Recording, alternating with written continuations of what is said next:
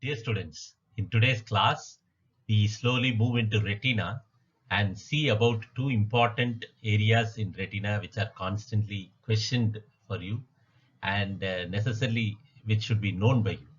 One is hypertensive retinopathy, another is diabetic retinopathy. It is very essential to know the layers of the retina, the structural limits of the retina, the structural parts of the retina, and the specific interesting points about each of these parts before trying to understand about retinopathy.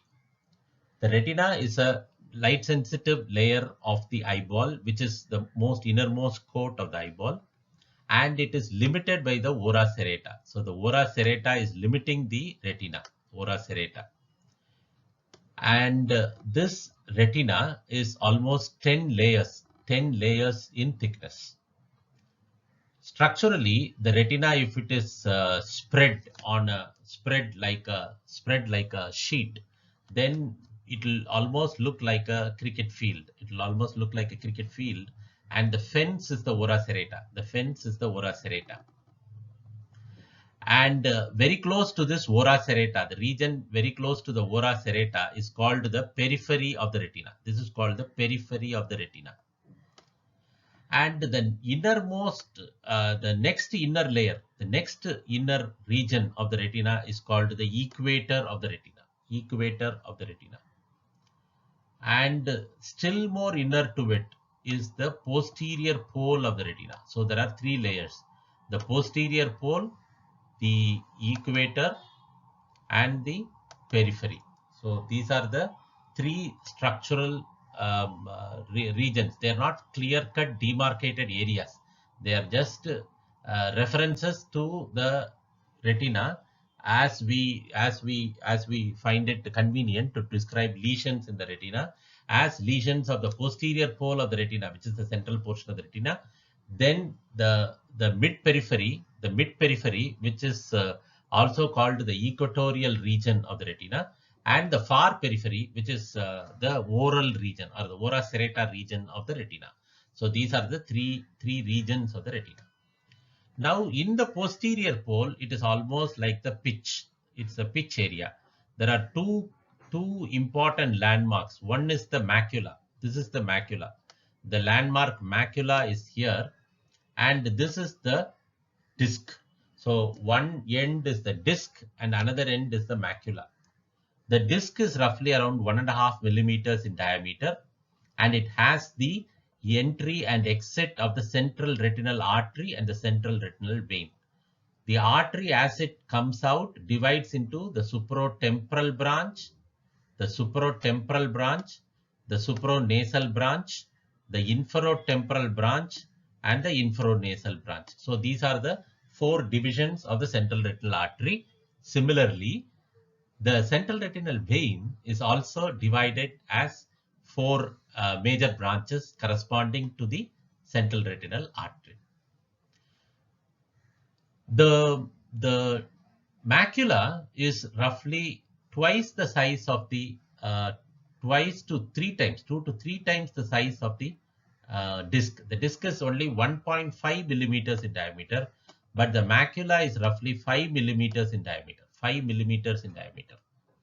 And in this 5 millimeters, we have a central fovea, and which is more specialized.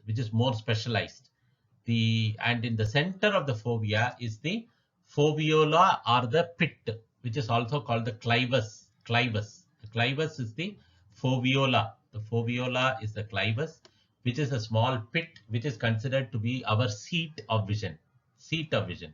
We see best by seeing through this pinpoint area, and surrounding to that is the fovea centralis, and the whole area is called the macula lutea. If you want the real names, macula lutea, fovea centralis, and the foveola. This is the major points corresponding to the anatomy of the retina, which are relevant in understanding the retinopathies, which we are going to discuss. The 10 layers of the retina from outer to inner is pigment epithelium, retinal pigment epithelium. This is the layer almost in close contact with the choroid, Bruch's membrane of the choroid. This is the outermost layer. Then the photoreceptor layer, layer of rods and cones, external limiting membrane, outer nuclear, outer plexiform, inner nuclear, inner plexiform, ganglion cell layer, nerve fiber layer, and internal limiting membrane. These are the 10 layers of the retina. In these 10 layers, you'll have to very much understand about the outer, we'll have to understand about the outer plexiform inner nuclear layer junction, the outer plexiform inner nuclear layer junction, and this is called the Henle's layer. This is called the Henle's layer. This Henle's layer is very important because this we will come across when we are discussing the retinopathies in the subsequent slides. In hypertension, the basic feature about hypertension is the increased vascular resistance. So there is severe vasoconstriction. Because there is so much of vasoconstriction, there is lot of, because of the vasoconstriction which we see in these patients, there is a lot of changes that occur in the blood vessels of the retina. And these blood vessel changes are especially restricted to the arteriolar end of the capillaries, the arteriolar end of the capillaries. Because later when we discuss diabetic retinopathy, we will understand that the most changes are concentrated in the venular end of the capillaries. So this is a big difference between the arterial end and the venular end. So first what happens is vasoconstriction of these arterioles. That is the first change that happens. Subsequent to the vasoconstriction, there is a development of sclerosis. As the sclerosis extends to a point, exudation occurs because the vascular permeability gets altered and more exudation happens. And finally, we come to the stage of accelerated hypertension or malignant hypertension, creating its changes. So these are the ways by which we discuss usually about hypertensive retinopathy. So first we discuss, first is arteriolar vasoconstriction. So you will see profound vasoconstriction. The normal artery to vein ratio in the retina is 2:3. Two units of arterial size should correspond to 3 units of venular size. That is the ratio. But here the arterial ratio becomes reduced. So the end AV ratio becomes 1:3. 1:3. Normally it should be 2:3. But in hypertensive retinopathy, it becomes 1:3. So first is generalized arteriolar attenuation. Lot of arteriolar attenuation happens. That is the first change. Subsequent to this generalized arteriolar attenuation, we develop focal attenuation. Can you see this area? Can you see this area? There is focal attenuation, that the artery is generally attenuated or constricted. Attenuation is another word which we use for constriction. But this arterial attenuation certain times becomes focal, and that becomes very still more dramatic. Still more dramatic is focal arteriolar attenuation. So this is the stages, like this is the grade 1 stage of hypertensive retinopathy, which is classified by the Keith-Wagner classification.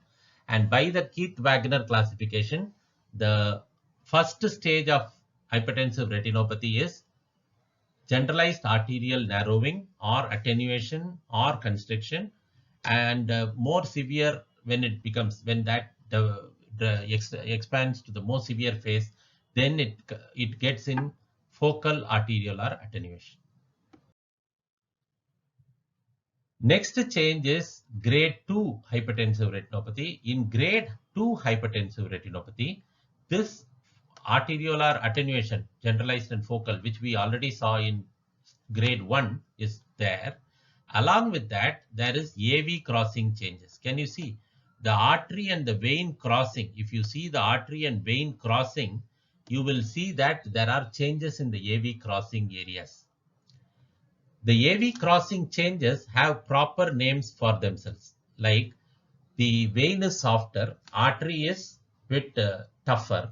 So when the artery compresses of the vein and collapses the vein, the AV crossing changes occur. This occur because the artery and vein in the AV crossing shares a common adventitia. That is the reason for the AV change occurring. And in this AV changes, there is certain proper names which are questioned. One is Salus sign.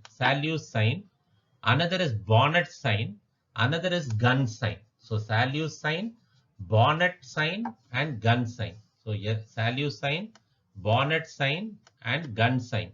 These are the three AV crossing changes which are interestingly seen in the arteriovenous crossing areas in grade 2 hypertensive retinopathy, and this is because of sharing of the adventitia. Next, in grade 3 hypertensive retinopathy, we will have, of course, the generalized and focal arterial narrowing, AV crossing changes, both are there. But now what we see is sclerosis. We will see copper wiring and silver wiring. That is called copper wiring and silver wiring. This copper wiring and silver wiring of the arterioles will occur. Can you see this blood vessel? That reddish streak is gone and it is more like a copper wired vessel. Still more, it will become a silver wired vessel. That kind of narrowing and attenuation of the blood vessels will happen, and that is referred to as grade 3 hypertensive retinopathy. In a more severe phase, this arterial attenuation and copper wiring and silver wiring will go on to the next stage, where we will see cotton wool spots. Can you see the cotton wool spots? Can you see the flame-shaped hemorrhage? Can you see a flame-shaped hemorrhage? And can you see the hard exudates? Can you see the hard exudates? So you will have hard exudates, cotton wool spots, and flame-shaped hemorrhages, which occur on the retina, mostly in the posterior pole of the retina, especially in the macular area of the retina. And these changes are a part of the grade 3 hypertensive retinopathy. Now the patient, will presume, progresses to the grade 4 hypertensive retinopathy. Previously, we were in a grade 3 hypertensive retinopathy. We saw till the development of copper wiring and silver wiring, and a lot of bleeding, flame-shaped hemorrhages, exudates, and cotton wool spots. That is the hypertensive retinopathy, which we have seen till grade 3. Now in grade 4, the disc gets compromised. The optic disc becomes almost edematous. The optic disc edema becomes very florid. Can you see? Can you see the disc edema? The total disc margins are not at all seen. You cannot see the disc margin, and the whole disc surface is edematous. There is lot of flame-shaped hemorrhages. Can you see the flame-shaped hemorrhages? The flame-shaped hemorrhages are very much present, and there are cotton wool spots. Can you see cotton wool spots in the retina? These cotton wool spots are present, and there are hard exudates. There are a lot of hard exudates. Can you see? Lot of hard exudates in the retina. So hard exudates, cotton wool spots, and flame-shaped hemorrhages. Flame-shaped hemorrhages. These are the changes which complicate the grade 4 hypertensive retinopathy. So in grade 4 hypertensive retinopathy, patient will present with papilledema. Bilateral disc edema is called papilledema.